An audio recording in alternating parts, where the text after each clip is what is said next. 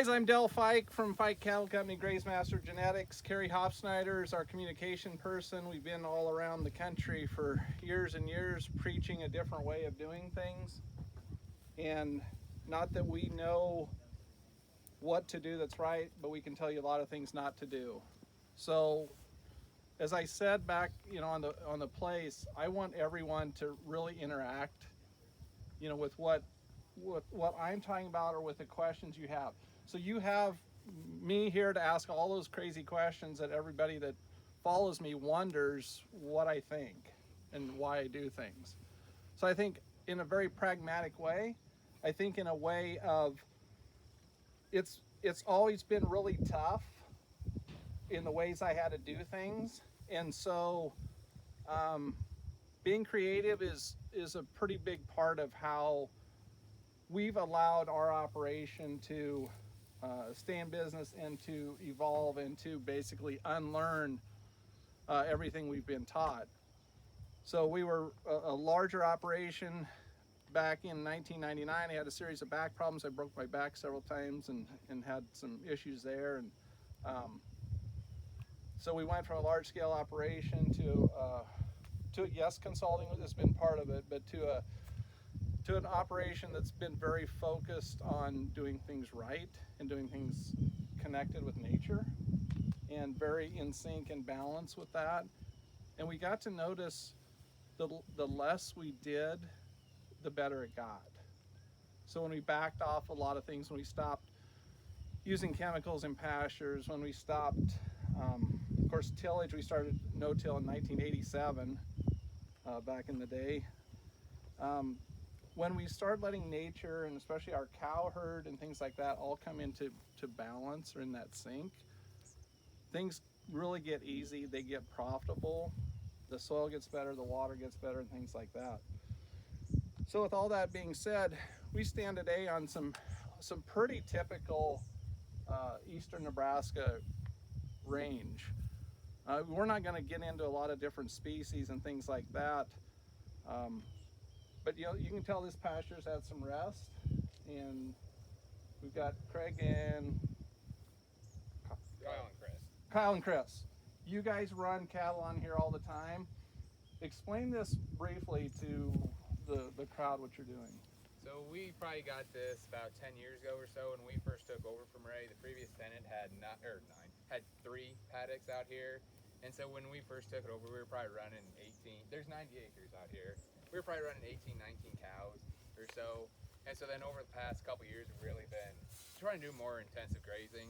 So right now we're up at 14 paddocks. We're up to about 25, 26 cows right now. And if we wanted to, we could graze it harder. We could probably get up to close to 30. We eat fall calves, so right now there's no calves on the side. Get to middle of August, they'll start calving. So we don't have the calves at the side to help us take some pressure off. But yeah, so this is where we first start. We first brought cows out here May 1st. This is one of the first paddocks we grazed. And so they'll be here probably the next week or two back for the second graze. So this is about second week of May is where the regrowth from this is where we're at. Perfect. And how we have it set up here, we have 4 water tanks powered from the solar panel that you guys drove by here when you came in. So that definitely makes it a lot easier to set up your paddocks when you're not having to deal with creek or dugouts for your water. Having that solar powered water always available is a big help to it too. Sounds great. Thank you, guys. So one thing I always like to start with is the grassland, especially in eastern Nebraska, parts of Iowa, places like that, where we don't have the larger areas of grass. They're abused, they're forgotten, they're a pain in the ass, they're all this stuff. So when I go in a place and consult, I usually tell them very quickly, this is your biggest profit center that you're not doing anything with. And they're like, we're not doing anything with that damn pasture. We got corn to raise. I'm like, great, everyone raises corn, so that's cool. But they would never leave as much on the table with a corn or soybean crop as they do with their grassland. Okay? So when I talk to people and I'll say, we've got grassland acres that are $300, $400, $500 net profit per acre. They're like, wait a minute, I'm not doing that well on corn. No, you tore this kind of stuff up to raise corn in it that was supposed to be grass. That's probably why it's not doing real well anyway. So as these guys were talking about, the paddock system, this is a great start, what they're doing. We had a great talk before you guys got here, throwing out some stuff on how we really improve these pastures in very simple, economical ways that does not take a lot of equipment or time or even a lot of intelligence, and that's how I can pull it off successfully in our operation. So with these paddock systems, I mean, when I look across here, I'm like, these are my tools of the trade. This is the first time I've ever brought any equipment, but everyone always asks me, what's all this equipment that we need? Well, those rolls, that's the only way. We had actually, my granddaughter and I had to go pull that one up last night because we didn't have any setting around. We fence every day. We pulled that up off area that it needed to come up off of. This is a simple box we use. I'm not a solar fan. That's great. People can do whatever they want. I've got marine batteries that are 11 years old because we maintain them. Once a week, like clockwork, they all get charged. They go out to different paddocks. Simple posts, got 2 different styles. All this, I get it all from my buddy at Creed Lumber. You can probably get it cheaper, but I'd like to see my buddy stay in business. So, what's the cost of all this? You know, these rolls with the poly, I don't know, 60, say 90 or 100 bucks. This is probably 150, 200 bucks, maybe a little bit more. Posts are $2.50. You got some wire, you got some corners, and you've got your imagination. So why I don't get hung up on a lot of cross fences is because they're usually in the wrong place. And is there any NRCS people here? Oh, good, not in this group. So, inevitably, Aaron and Doug will be coming pretty soon through the trees. Inevitably, what they do on paper, because of how they look at it, I've spent more time tearing out big cross fences that they've told them to put in because they're permanent, they're expensive, and they're always in the wrong place. So have a good perimeter fence. If it's barbed wire or whatever, we use a lot of two-wire high tensile. Have a good perimeter fence and then get crazy on the inside with what you want to do. So back when we were really starting this 10 years ago, we were moving cows 3 and 4 times a day. You don't need to do that. That becomes too much of a slave driver and it reminds me too much of the conventional ag deal where it drives you, and you don't have time to listen to the birds, and you don't have time to dig in the soil, and you don't have time to do all that. But I'm really a firm believer in it doesn't take much money and equipment to really make a huge difference. Every time you put up a fence, you're going to save a day of grazing. And when you save a day of grazing, then you're not feeding as much hay. So when you think about that, wow, I'd like to not feed much hay. And yes, you can be a regenerative person and talk about using hay. The gurus will say you can't. 40% of our hay goes to our cows for feed, the rest is for the soil. We build soil with hay. I was telling these guys earlier, rethink on how you're going to put cattle in these paddocks.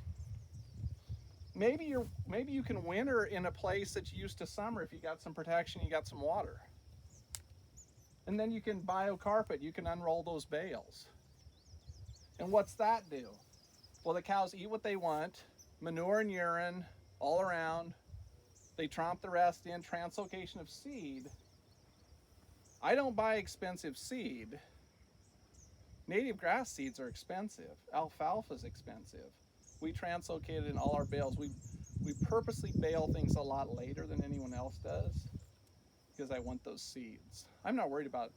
My cows have to do well on whatever we feed them. So if it's a little stemmy or if it's a little mature, that's their deal. They're going to be fine with it. So where I should have started was always have a target.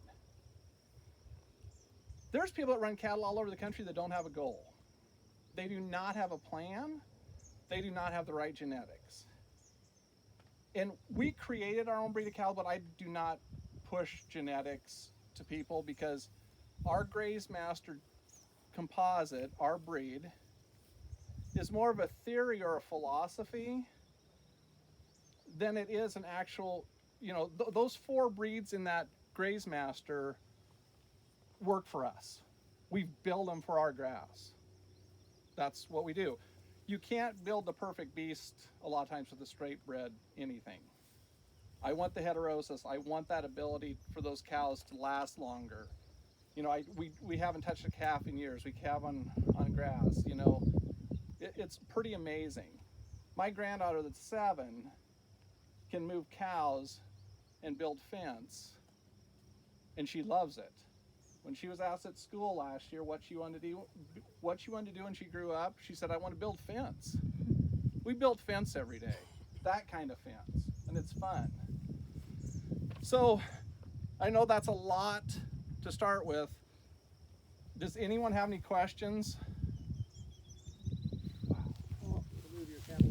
Now we're moving them about every other day, and it's only because I'm gone a lot, and seems like everybody else leaves then too when I'm not around. So, but do it at your leisure and what works for you. How many head per acre? We've got places 30 to 40% of, well, no more than that now. We're running 1 pair a season on 1.6 acres. If you thought that the calf was actually on for a year, but that's where we're at. No more than 2.4 acres, and that's including some hay production, and that's including everything in there. But the more we build fence, the more cows we can run. And so we've got really heavy clay soils that hold that, because we're getting our infiltration, water infiltration and everything right through different forages and things like that. And we got to remember that hoof is a magnificent curator of those seeds in that soil coming to life. Sorry, that was a long answer to your short question. Anything else, guys? I'd like to hear more about what you do for watering systems and the ability of that. Yeah, so that's always a $1 million question. So when I drive up a deal like this and I see a solar pump and all that, I'm like, that's the stuff I dream of. So our water where I'm at, we're 4 miles from the aquifer. We're about 400-foot wells, and the biggest well we have is 15 gallon per minute. So we can't even really rely on that type of watering. I mean, we do out of some of them, but so we're still old school, doing a lot of ponds and things like that, and just letting them drink on one end or siphoning out of them. But what we found out in 2012, when it got so dry, when we started to graze really, really heavy, in those areas, and then moving them off quickly, was we tromped out springs. So those hooves actually were bringing that water up. So when I was a little kid, so my grandpa carried a spade all the time, and so it's kind of, everything's cyclical. I'm back to carry a spade and dig in the soil all the time. But when we see a cow where she's got a little bit of that water coming, everyone knows to grab a spade and go dig the hell out of that one spot. So we'll dig those springs and keep them going. Or you can take a post hole auger or anything, any place we see it starting to get wet, and it'll get wet on top of the hill. And you can get enough water, for those cattle to drink. Interestingly enough, when we built this composite breed, we knew we didn't have much water, and so we did a lot of tests on the breeds that took less water. And the craziest part is we've got some Semitol in that composite, and of all these tests we did on how much water they consumed in a day, the Semitol only drank half as much. That's a glorified dairy cow. That thing should be drinking a ton of water. But apparently our lines that we use, are better on water. So all these cattle, we'll see cattle that never come to a pond on heavy dew days because they just do it on less. They're just pulling it off the leaves. So if you can afford to, if you have the water and you can afford to get those spots, this is a dream. This is a dream because if I've got a well on top of a hill and we run above ground water tubing every direction. So I don't bury anything because I guarantee if I bury it, it's going to be in the wrong spot. So, that's a pretty effective, pretty cheap way to do it. And we'll use those in the winter time too. We just keep a constant flow through them. So we look at the water deal way different than a lot of people just because we don't have any. And when we've worked on a lot of big ranches that, they don't have water either. So we really try to pick those breeds, and then we try to pick, the species that we can get back interseeded that hold a lot of water. Hey, Dale. Yes. There's a few of us here from the Tallgrass Prairie, and in your experience, when you're doing the right grazing and you're starting to get those plans in place, the paddocks, everything, is there a certain species that you see within the prairie that you're grazing that hey, I'm doing something right, that you start to see come back that's more of a forward-based plan? So the clovers, a lot of clovers and a lot of vetches come back. There's some common vetch and stuff out here we found yesterday. Those are good indicators that we're starting to get it right in a way that's not a conventional mindset type way. And the soil has a conventional mindset too, Travis. I mean, you know that. And so it's getting it back in balance. So we've got places that we've seeded clover, and we got beautiful stands of clover. You think it's not going to come up, and 3 years later, then it's like, oh shit, I planted too much clover because you kept throwing it on and nothing was coming. Then we've got places that when we stopped spraying and we stopped, even though in this type deal you wouldn't use fertilizer much, but when we just left it alone and changed our grazing patterns and grazed at a different time, they all explode. So every area is different, but you'll just see so many different things that you haven't got to see. Or we've got some places that we call our prairie rehab where we don't seed, we just use bales, biocarpet, translocate the seed in. I've got about a 12-year-old stand of that, and a few of you guys have been there to see it. I took my mom across there last Saturday. She's 87, and she remembers a lot of prairie. And I said, Mom, is this close to the prairie you remember? She goes, our prairies were never this good. So we've let those species come through how we're grazing in different time periods, and we stockpile a lot. We let it get tall, and then they lay in it in the winter and tromp it down, eat what they want. But we're in sync with it. So each area has to be in sync. So I don't know how much time we have, but any other questions? How long of a break between rotations does it take to really get a benefit? Or Well, if I could let everything set for 3 to 6 months on my place would be ideal. I think rest periods can be too long, but I'm still dealing with a lot of brome. But one thing we've noticed is the brome doesn't go dormant anymore for us. It's resilient all year, in the winter. But just like everyone else's brome around us was dried up, and every time we would get 20 hundredths of rain, our brome, it was growing, it was green.